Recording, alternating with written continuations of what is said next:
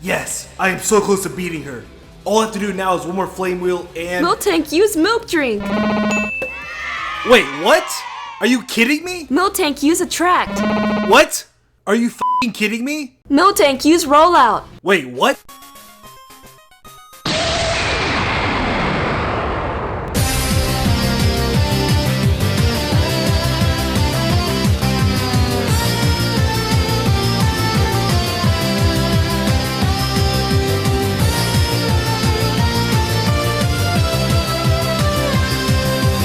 What is going on, guys? This is Dobbs here, bringing you another Pokemon video. And in this video, I'm going to show you 10 of the hardest Pokemon battles of all time, ranking from difficult to insane. And you're probably thinking before watching this video, Cynthia has to be in the top 3, it's quite obvious. Well, I'm going to go ahead and say that she's in the bottom 3, and is not even in the same ballpark as the top. And just a little disclaimer, this is my opinion, because I do know everyone experiences these battles differently. And also, I'm including all types of battles, and you'll find out what I mean by that later. So without further ado, let's get started. For number 10, I chose Whitney from Pokemon Gold, Silver, and Crystal.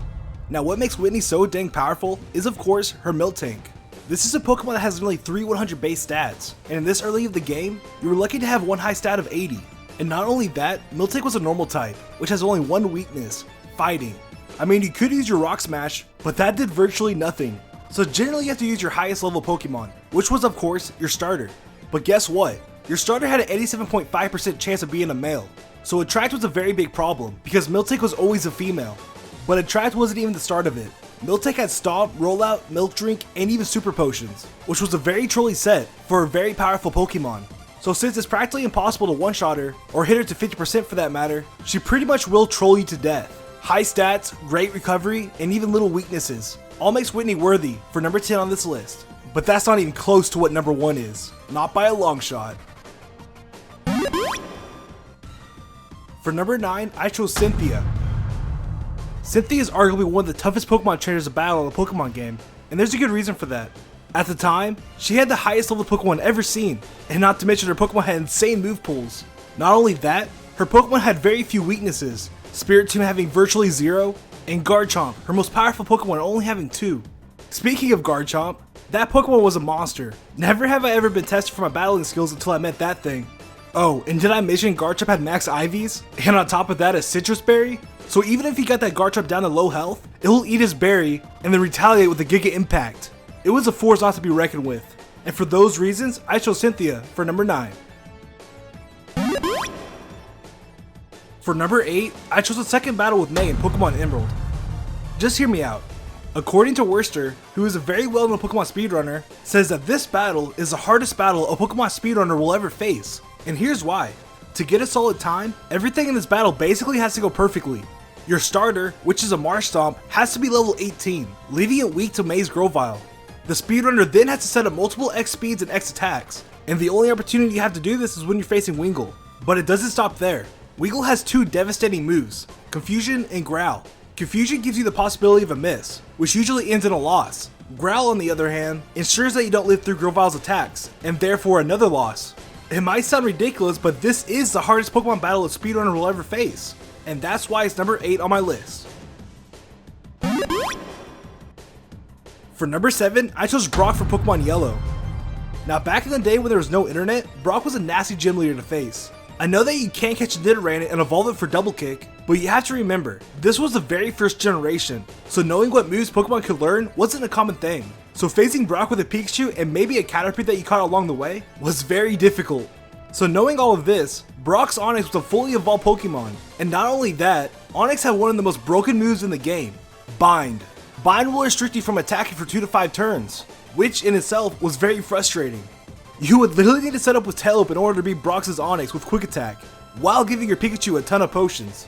I personally remember it being so bad that I had to level up my Pikachu in the wild until I was able to beat Brock, and that took hours.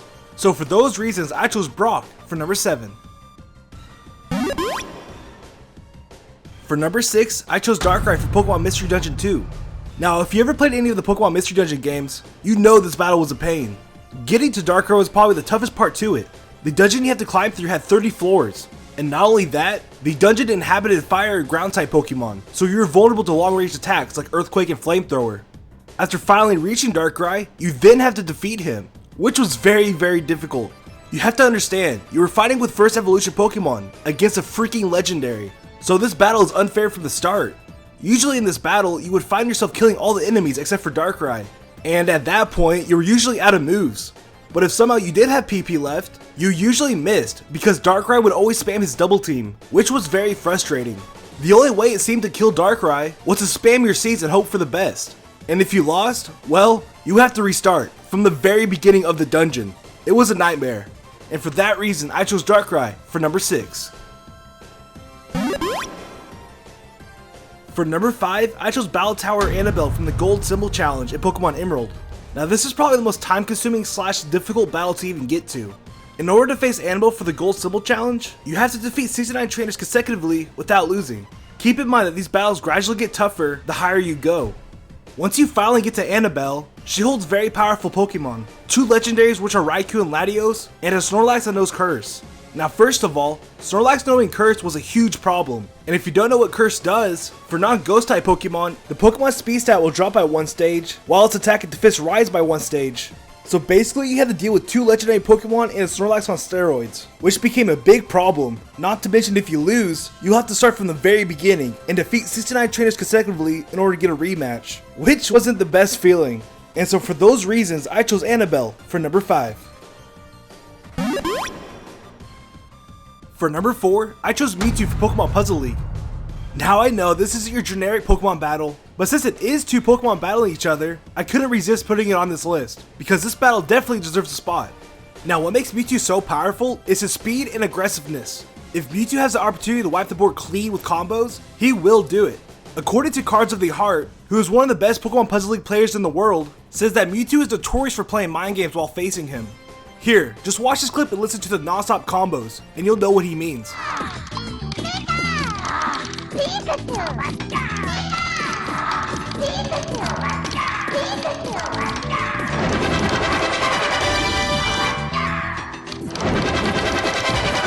Crazy, right? Imagine yourself trying to focus on making combos while hearing all of that. It can really give you anxiety. So anyways, the only real way you can defeat Mewtwo is throw an insane amount of combos back, and that takes a lot of skill.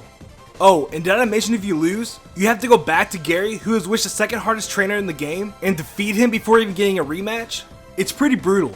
And for those reasons, I chose Mewtwo for number 4. For number 3, I chose Agatha Ultima in Pokemon Yellow. Now you're probably asking yourself, who in the heck is Agatha Ultima?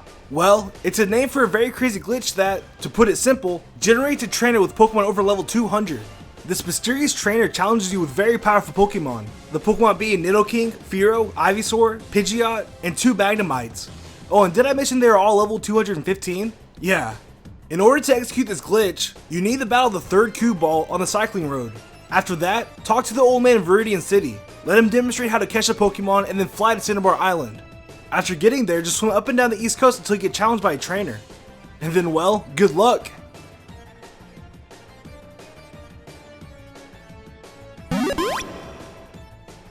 For number 2, I chose Challenge Mode Alessa in Pokemon Black and White 2. Now what makes Alessa a very challenging opponent is because of her Emolga and Volt Switch. Now in Challenge Mode, Alessa's Emolga not only knows Volt Switch, but knows Aerial Ace as well. So right off the bat, you're already in a disadvantage, because just those 2 moves can counter all 3 starter Pokemon, and it doesn't help that her Pokemon all have 30 IVs. But that's not even the beginning. During the battle, she constantly uses Volt Switch, so it's very difficult to get the upper hand on her, and not to mention you get paralyzed every other turn, which is extremely annoying. But for the fact that this battle is so challenging very early in the game, and requires very unique strategies, I chose Challenge Mode Alessa for number 2 on this list. And for number 1, the most difficult battle in Pokemon history is Fisher. It's a fucking fisherman, and here's why. In Pokemon Stadium 1 in Pika Cup, you're only allowed to use level 15 Pokemon, but there's a catch. The computer you battle against have a 5 level leeway for all their Pokemon. So for an example, they can have a level 20 Pokemon while having 2 level 15s, and that was a huge problem. The percentile gap is incredibly big between level 15 and 20 Pokemon. That's like facing a level 100 Pokemon with a level 75 Pokemon. It is definitely an unfair fight. Now Fisher has very powerful Pokemon. He owns a level 20 Dragonair and a level 20 Alakazam. Now let's start with the Alakazam. If he chooses that Pokemon, you automatically lose, that's it. To put it in perspective, Chansey is the best special wall you will find when renting Pokemon. His Alakazam can 2-hit Chansey, and that's saying a lot. Now let's talk about the Dragonair. You would think that Lapras being an Ice-type Pokemon would be the perfect counter. Not really. Dragonair can outspeed it, takes less than 40 damage from an Ice Beam, and can knock out Lapras in 1 to 2 turns. Not to mention that Dragonair's wrap will continue to happen so that Lapras can't even get an attack. Now at this point, you're probably asking yourself, how do you beat a powerful Pokemon like this? Well, here's the strategy. You lead with Lapras and hope that he chooses Dragonair for his first Pokemon. Then switch to Raichu, take the Dragon Rage, live with 7 health, and use Thunder Wave. Switch back to Lapras, hope that Fisher's AI doesn't care that Raichu is low health, and uses Ice Beam. Eat the Ice Beam with Lapras, hope that Dragonair gets paralyzed, use Ice Beam on Dragonair, hope that he gets paralyzed again, and then use another Ice Beam to KO him. After defeating Dragonair in his second Pokemon, hope his last Pokemon is Machamp, and hope that he misses Karate Chop 2 times. And then finally finish him off with Raichu with 7 health. And that, my friends, is how you beat the strongest Pokemon trainer of all time. One of the best Pokemon players in the world, Worcester, attempted this battle over 50 times. And guess how many times he won? Twice. Yeah, it's a very ridiculous battle. And that's why I chose Fisher for number 1. So I hope you guys enjoyed the video. Be sure to leave a like if you did, I appreciate it a ton. And big shout out to Worcester and Cards of the Heart. I couldn't have made this video without them, so be sure to check out their YouTube channels down below. And also, if you're enjoying the channel, be sure to subscribe. And if you want to follow me on Twitter for fan interactions, video updates, and other cool stuff, follow me at Ethan Dobbs. And for the question of the day, who is the toughest trainer that you fought, and why? Be sure to let me know down below in the comments. I can't wait to see what you guys have in mind. And I'll see y'all next time. See ya.